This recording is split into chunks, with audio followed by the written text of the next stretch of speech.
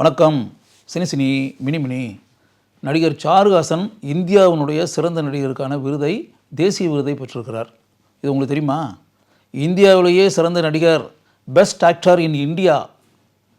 அப்போ யோசிப்பாங்க, இந்தியாவினுடைய அனைத்து மொழி திரைப்படங்களையும் பார்த்துட்டு, இந்தியாவில் இருக்கக்கூடிய அனைத்து மொழி திரைப்படங்களையும் பார்த்த பிறகு பெஸ்ட் ஆக்டர் இன் இந்தியா, இந்தியாவிலேயே சிறந்த நடிகர் அப்படின்ற விருதை சாருஹாசன் வாங்கியிருக்கிறார் 1981ஆம் ஆண்டில்.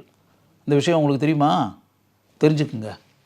அது வாங்கியிருக்கக்கூடிய திரைப்படம் அப்படின்னா நம்ம தமிழ் திரைப்படம் கிடையாது, ஒரு கன்னட திரைப்படம். தபரண கதை அப்படின்னு, அதாவது தபரா அப்படின்றவருடைய கதை, தபரா என்ற மனிதரை பற்றிய கதை அப்படி வச்சுக்கோங்க.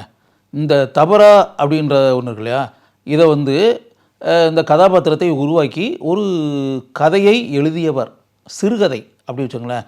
பூர்ணச்சந்திரா தேஜஸ்வி அப்படின்னு ஒருத்தர் கன்னடத்தில் ஒரு சிறுகதையை எழுதியிருக்கிறார். அந்த சிறுகதையை அடிப்படையாக வைத்து உருவாக்கப்பட்ட திரைப்படம் தான் தபரண கதா. இந்த தபரா அப்படின்ற அந்த கதாபாத்திரத்தில் நடித்தவர் நம்முடைய சாருஹாசன். அது எப்படி சாருஹாசனை கன்னட படத்தில் பிரதான கதாபாத்திரத்தில் கிட்டத்தட்ட கதாநாயகன் வச்சுக்கோங்களேன்.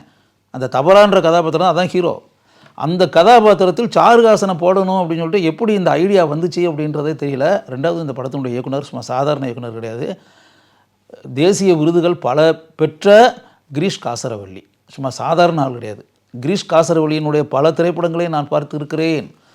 மாநில விருதுகளையும் தேசிய விருதுகளையும் நிறைய பெற்றவர் கிரீஷ் காசரவள்ளி. கிரீஷ் காசரவள்ளினாலே அவார்டு டைரக்டர் அப்படின்றோம்ல, அந்த மாதிரி விருதுகளை வாங்கி குவிக்கக்கூடிய இயக்குனர் கிரீஷ் காசரவள்ளி இயக்கக்கூடிய திரைப்படம். அப்போ கிரீஷ் காசரவள்ளியினுடைய மனசுக்குள்ளே எப்படி சாருஹாசன் இடம்பெற்றார் அப்படின்னு தெரியல. ஆனால் சாருஹாசனை கதாநாயகனாக வைத்து கிரீஷ் காசரவள்ளி இந்த படத்தை இயக்கி இருக்கிறார் அப்படின்னு. அதில் என்னன்னா, இப்போ தபரா அப்படின்னு வச்சுக்கோங்க. அந்த தபரான்றது ஒரு வயதான மனிதர். அவர் ஒரு வாட்ச்மேன் கேரக்டர். அரசாங்க அலுவலகங்கள் இருக்குல்ல, அரசாங்க அலுவலகத்தில் பணியாற்றக்கூடிய ஒரு வாட்ச்மேன். அவர் பல ஆண்டுகளாக அரசாங்க அலுவலகத்தில் பணியாற்றியவர். நேர்மையானவர், சட்டத்திற்கு கட்டுப்பட்டு நடப்பவர், தப்பு தண்டா பண்ணாதவர், ஒழுக்க சீலர், சட்டத்தை பெரிதாக நினைப்பவர், தன்னுடைய கடமையில் கவனமாக இருப்பவர்.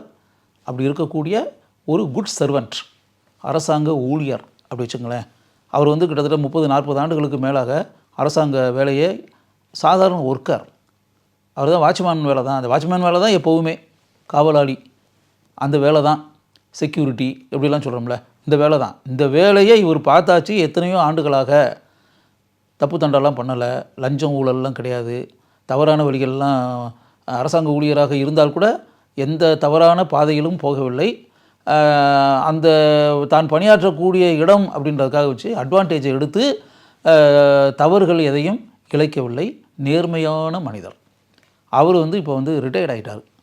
ரிட்டையர்மெண்ட் அப்படின்றதுல அது 58 வயசு அப்படின்றது சின்ன ரிட்டையர்மெண்ட் ஆகிடுவாங்கள்ல, அது மாதிரி ரிட்டையர்ட் ஆகியாச்சு.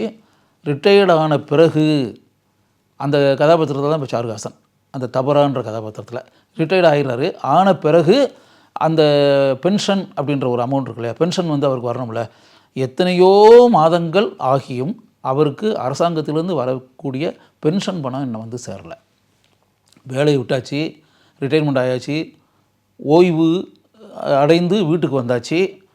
இப்போ பென்ஷன் பணம் வரணும். பென்ஷன் பணம் வந்தால் தானே, வயசான பிறகு வீட்டில் உட்காந்துட்டு இருக்கும்போது பென்ஷன் பணம் வந்தால் தானே அவர் மனைவி இவங்கெல்லாம் வாழ முடியும்.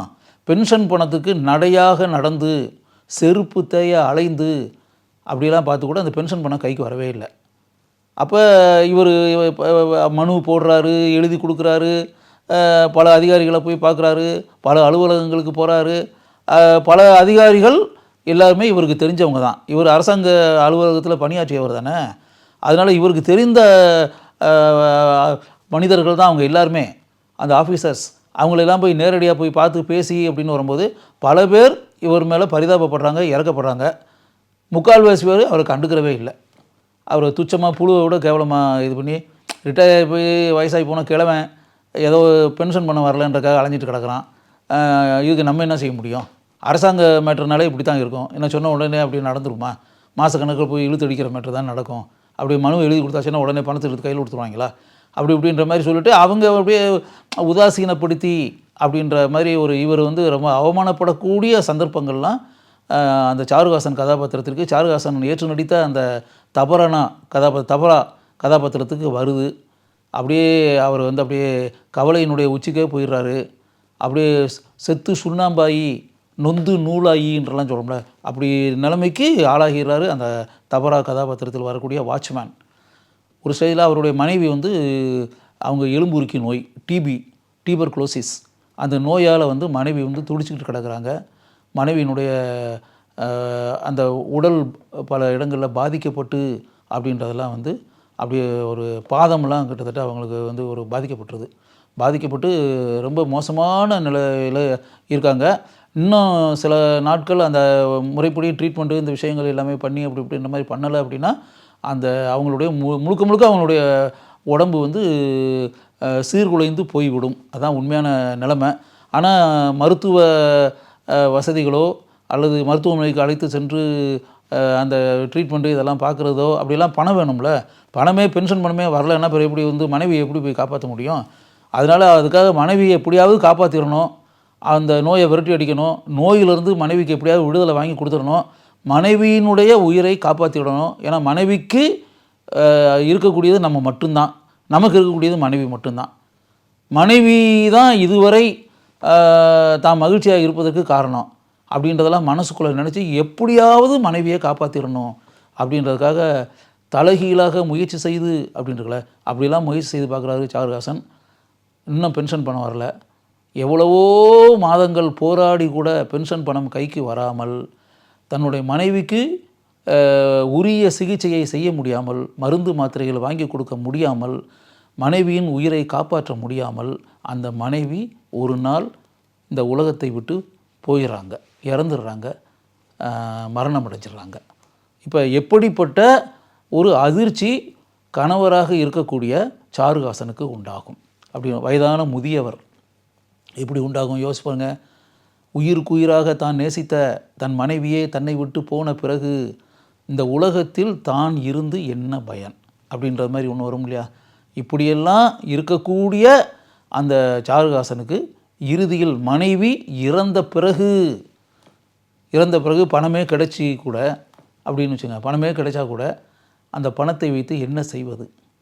அந்தந்த நேரத்துக்கு எப்போ கிடைக்கணுமோ அது கிடைக்கணும்ல, அது கிடைக்காமல் போய் மனைவி இறந்த பிறகு அப்படின்னாது மனைவி இறந்த பிறகு என்ன நடக்கிறது அப்படின்றது ஒன்று இருக்கு இல்லையா? அப்போ தான் இந்த அரசாங்க அலுவலகங்கள் மீது, அரசாங்க அமைப்புகள் மீது, சிஸ்டம் அப்படின்றோம்ல, அதன் மீது, அரசாங்க அலுவலர்களாக பணியாற்றக்கூடிய அதிகாரிகளின் மீது, அலுவலகங்களில் பணியாற்றக்கூடிய மனிதர்கள் மீது எந்த அளவிற்கு அவருக்கு வெறுப்பு உண்டாகிறது, ஆவேசம் உண்டாகிறது. அப்போ நமக்கு உண்டாகக்கூடிய இந்த அனுபவம் தானே இந்தியாவில் இருக்கக்கூடிய ஆயிரக்கணக்கான மனிதர்களுக்கு.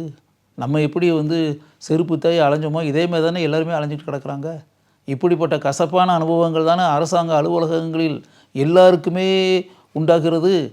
நம்முடைய அரசியல் அமைப்பு ஏன் இப்படி இருக்கிறது? அரசாங்க அதிகாரிகள் ஏன் இப்படி இருக்கிறார்கள்? அரசாங்க அலுவலகங்கள் ஏன் இப்படி இருக்கின்றன? ஏன் இப்படி மனிதர்களை பாடாய்படுத்துகிறார்கள், சாகடிக்கிறார்கள்? இப்படிப்பட்ட நிலைமை தேவையா? இப்படிப்பட்ட அவல நிலை இந்த நாட்டிற்கு நல்லதா? இந்த நாட்டில் வாழக்கூடிய மனிதர்களுக்கு நல்லதா அப்படின்னு சொல்லிட்டு அப்படியே வெம்பி துடிக்கக்கூடிய தபரா கதாபாத்திரத்தில் ஆழமான முத்திரையை சாருஹாசன் செய்திருந்தார் அப்படின்னா. அதனால தான் அவருக்கு வந்து அப்படியே சாருஹாசனுக்கு நேஷ்னல் அவார்டு, இந்தியாவிலேயே சிறந்த நடிகர் விருது கிடச்சிச்சு அப்படின்னா சாருஹாசன் எந்த அளவுக்கு அந்த கதாபாத்திரத்துக்கு பொருத்தமாக இருந்திருப்பார் அப்படின்றத யோசித்து பாருங்கள்.